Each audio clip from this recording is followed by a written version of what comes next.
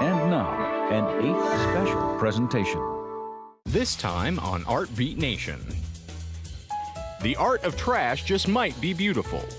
With the help of the artists, we turned these boxes into works of art. A little impromptu music draws crowds. When you actually get people to come in off the street, it means that you're grabbing them in a very powerful way, and you get that instant feedback. An artist creates works of art on her cell phone. People are always surprised when they learn that I'm in the sciences and not in, in the arts. And a studio on wheels comes rolling into town. Well, maybe that's creativity is embracing some of those silly ideas. It's all ahead on this edition of Art Beat Nation.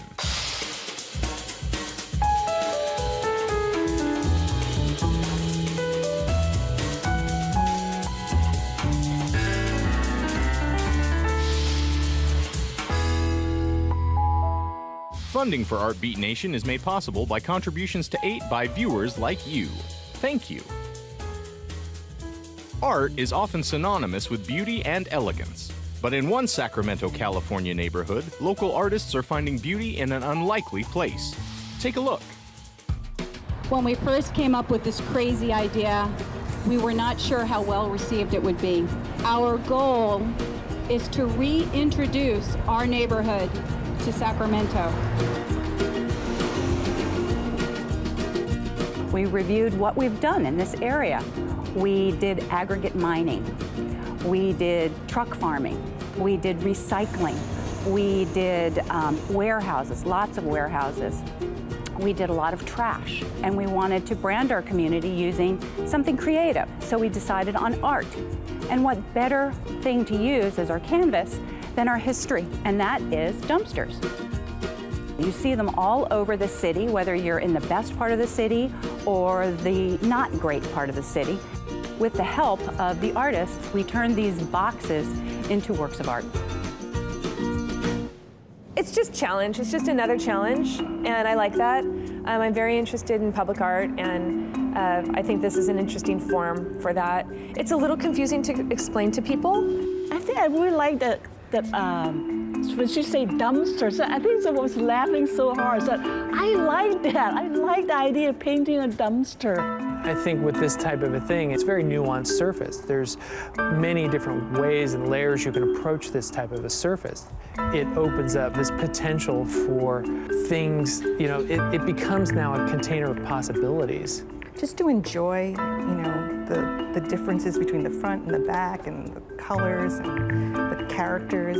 I wanted to negate it. So to me, my goal was to make it like a fairy tale that people will look at the imagery first and then realize, oh, I'm looking at a dumpster. Each piece is quite different. One in particular is a tractor, and tractors move trash. There's another piece that it gives you the impression of water, and water is the source of life. I guess speaking to myself and my particular dumpster, showing that things that we often overlook in our everyday world can become a catalyst for change. This dumpster, he probably thought, just put me out to the pasture, let me rest. He was probably done. He doesn't really know what's going on, and I'm sprucing him up for a party. People have tremendous creativity. Someone in another area who has an abundance of whatever, they can do it. I would love to travel and see another rendition of this in another city. Well, I hope that the people who live and work in this neighborhood will see their neighborhood in a fresh new light. I hope that they can maybe see that their whole corridor is a blank canvas waiting for things to happen on it. I don't think I'll have the heart to turn any of them back into dumpsters. So what we think we're going to do is to break up the collection and to move the 10 pieces throughout our community. So when you drive into the Power Inn Alliance area, there'll be gateways. They'll know, oh, I must be in the Power Inn neighborhood because there are those colorful dumpsters.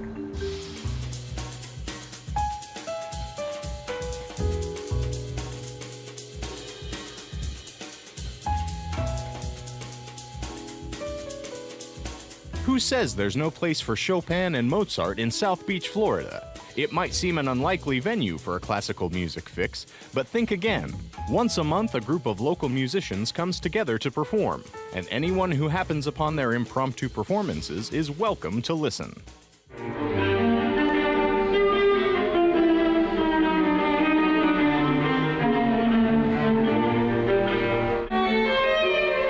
Our Center of Florida is a contemporary visual art center, and we have here almost 40 artists in residence where they work in their studios, and we have a whole programming of exhibition series and public programs and outreach programs and educational programs, and we are partnering with many other organizations here in Miami.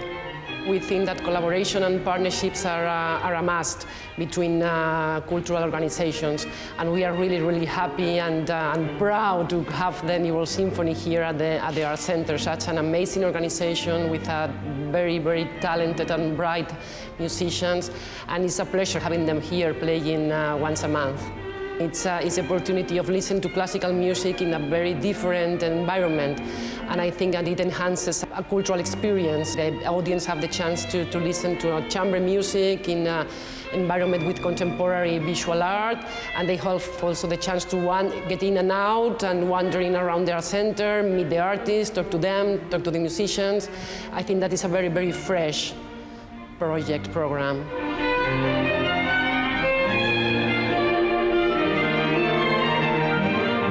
New World Symphony really encourages musicians to explore different ways of engaging the audience and the communities they live in.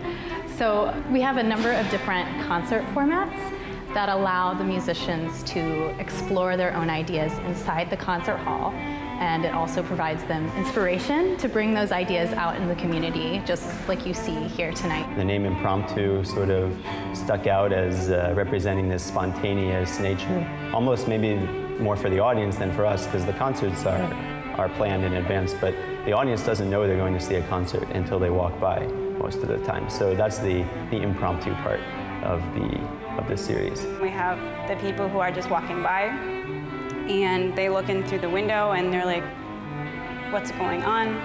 And they come in, and even if they only stay for 15 minutes, it makes me happy because it's like an unplanned gift that we gave to them, and they didn't know that day that they were going to go out and see a string quartet playing. Arrive here to the Art Center, and they have the chance to listen to this amazing music and see visual art. It's important to find any way to expose the public and the audience to a cultural experience, whether it's music, whether it's theater, it's visual arts. I think that finding new ways and different ways to expose the public to these experiences is really important. The kids can come right up and sit right in front of us. We've had kids come and sit down, like a foot away from our instruments, and they're just so fascinated getting to see the music making up close rather than having some kind of barrier like a stage and an audience. It's really touching to see how emotionally they respond. They start dancing and singing, and these are all things that would be inappropriate in a concert setting. But if it's their natural response, then this is a great way to let that out, and instead of stifling it, I think it should be encouraged. Not having a clear program, we kind of walk in here with a bag of music and we look around and see who showed up and what we can do. Dealing with kind of the crash and burn situations where if we're playing a difficult piece that none of us has ever played together before, and maybe it falls apart, and you got the audience right here in front of you, and it's like, how do you recover? And we're just shouting out measure numbers and people are all over the place.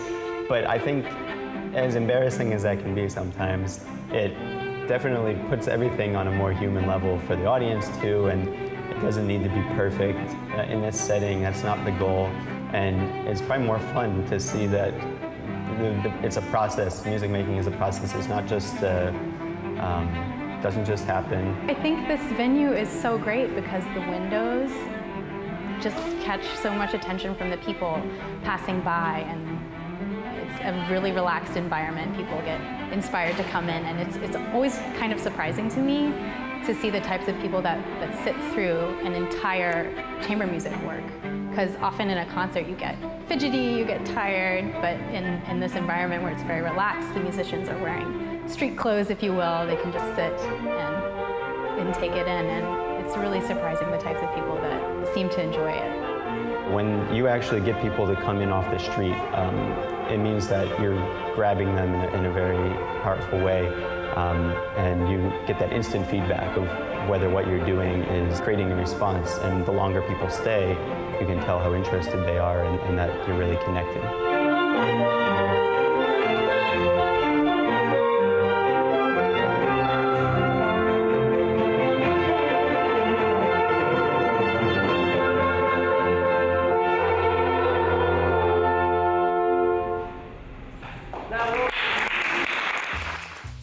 Next, we meet Amy Libran of Columbus, Ohio, whose smartphone allows her to bring together her two passions, photography and science. As a leader in the mobile photography movement, Libran and her work are regularly evolving. Here's a look. Standalone Productions. Yo, check it. Where do I go from here? Somebody please tell me. I work as a researcher for a large research and development nonprofit here in Columbus, mostly for government contracts dealing with the environment and public health. I really started doing self-portraiture just to have images to put on Facebook for profile photos, and then I just ran with it. I mean, people had a good reaction to them, and I started getting a little more experimental with them. And the iPhone was just a way for me to always be able to produce something, always be able to experiment, no matter where I was, no matter what I was doing. Whereas, you know, with the DSLR, you're lugging around a big kit. So with my iPhone, I just point and click. Sometimes I will set things up. I do have a little tripod system, and that's where some of my more conceptual work comes from. There's definitely a thought process there. I would describe myself as an image manipulator. I don't consider myself a photographer because most of what I do is after I take a shot.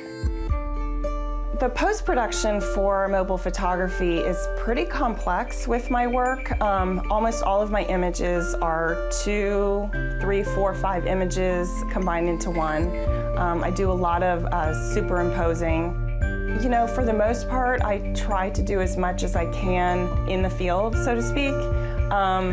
So sometimes I'll put I'll shoot through bottom of a glass, or I'll put pantyhose on top of the lens or something like that to give it more realistic atmosphere versus just applying a filter, though I do use a lot of apps.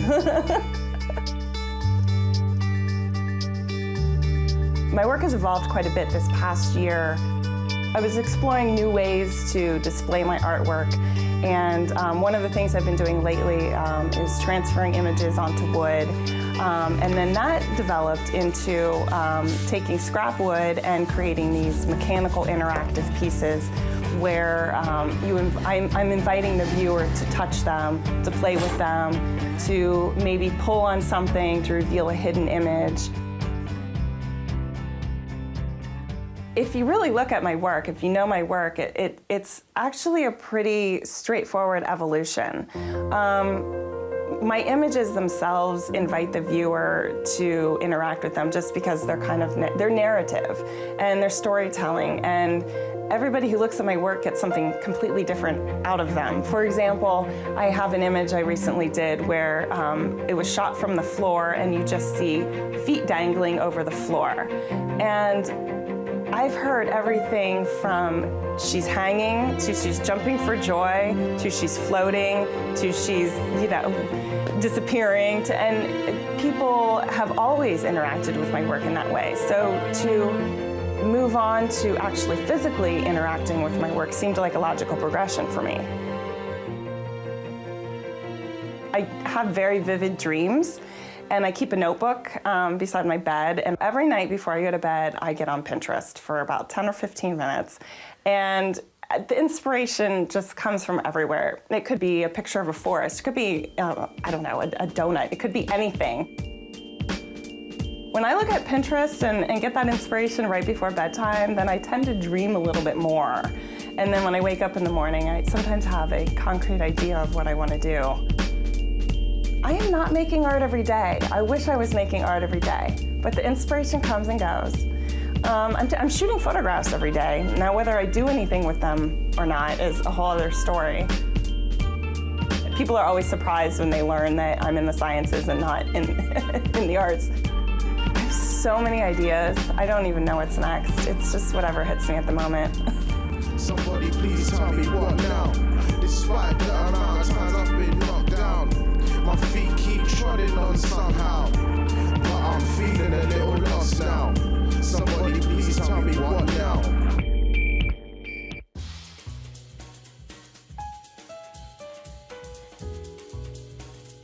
If you happen to be in Albuquerque, New Mexico, perhaps you've spotted Axle Contemporary, an art studio and gallery rolling around the city on wheels. It is an art experiment that has Albuquerque abuzz. So join us now as we go along for a ride. Hey, where is the heart of the city exactly? It's a really big... Mile Zero. It's a very big heart because it starts somewhere up that way and then it goes all the way down.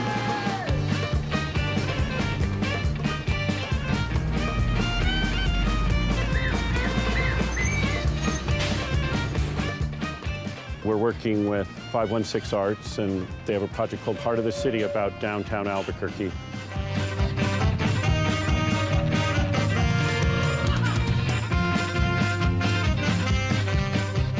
This is Axle Contemporary. It's a mobile art gallery. It's a place for people to show their creativity. It's an experiment in art distribution. It's something that we began building together, not really knowing if we would do one show or two shows or one show a year or how it would go. But it seemed like something that would be really fun to do. The idea is to promote experimentation in the arts. Maybe more importantly is to bring art to people who may not normally experience art.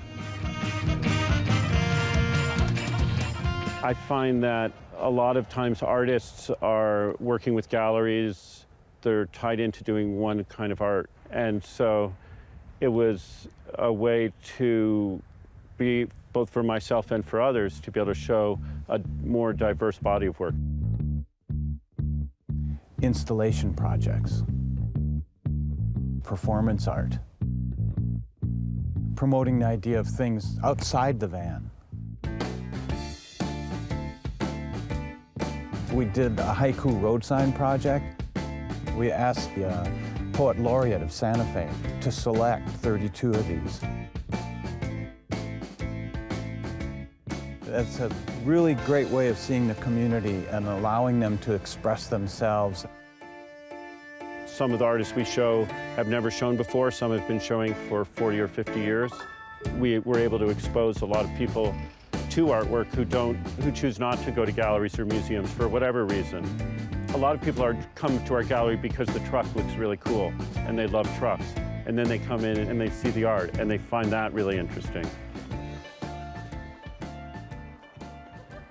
This is called E Pluribus Unum. What we've been doing is taking photos of each person. They bring in an object that they have resonance to or that is of consequence to them. And so it's not just a picture of somebody, it's a picture of somebody and something. I just love it. I love this book so much. It's really important to me. It's a portrait of Albuquerque and revealing itself to Albuquerque. And that goes with this idea of heart of the city. I was toying with that notion, heart of the city. Does that mean like the central part of the city, or does that mean the spiritual heart of the city? Your expression changes with each shot. Awesome. E Pluribus Unum means in Latin from many one, and for me it is the culture, the life that we have together through recognizing the differences in individuality and specialness of all of us, the beauty and the horror. and the love and the death, and that all those aspects of being human or being animal or being incarnate in some way have a essential beauty to them. Oh, goody! Come on in. I think my perception is that people in general actually are pretty kind, and in general they're actually really there for us, for each other. We're all there for each other. And I believe that if I were to go anywhere, I would get this kind of a feeling that people are caring, people want to participate, people are engaged. It just needs somehow to be encouraged. Well, come on in. All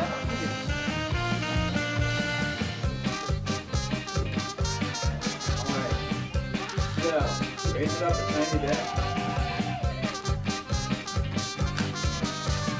Thank you. Yeah, thank you very much. Appreciate this. This is awesome. This is a great project. I'm really glad that you're part here of to participate it. Yeah, too. thank you. Thank you for letting everyone come. Spending the time here, there seems to be a lot of presence of the people, a lot of openness and enthusiasm. Oh, they're just under When you look at these photos, you see Albuquerque reflected. You see in the clothing, in the faces. Yeah, work the camera. That's it, girl. Work the camera. Let's see some smiles. And in diverse backgrounds, diverse ethnic backgrounds, diverse cultural backgrounds. And I think that's a reflection of Albuquerque. We also take all of those pictures, which is several hundred, and digitally layer them together using transparent layers. So we create one image, which is one face, which is a portrait of everyone in the project. It's equal portions of several hundred people.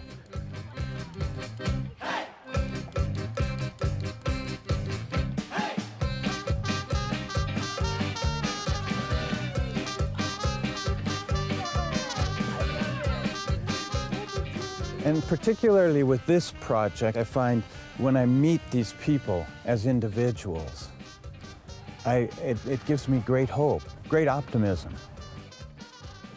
They all are sharing in the experience, and they're all very happy, and it just makes me think that a lot of what we hear about society and the horrors of it all, it's overblown. When you take each of these people individually, the experience is entirely different.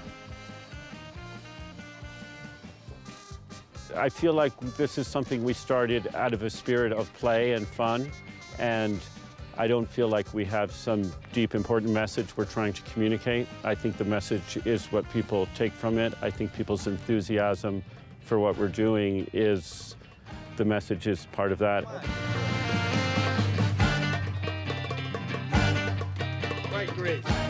For me, the lesson of this, as a creative person, when you have an idea, no matter how strange or outlandish it is, to really consider it, consider doing it, rather than say, well, that's a silly idea, why would I do that? Well, you know, say, well, maybe that's, creativity is embracing some of those silly ideas and some of those strange ideas. Personally, I have kind of a wider definition of art, that it's rather difficult not to make art. It's more of a choice to do something well.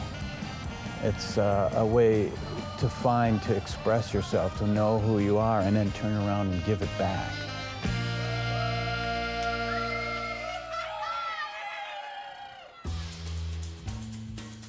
For more arts and culture, visit azpbs.org/artbeat, where you'll find feature videos and information on the Arizona art scene. Funding for Artbeat Nation is made possible by contributions to 8 from viewers like you. Thank you.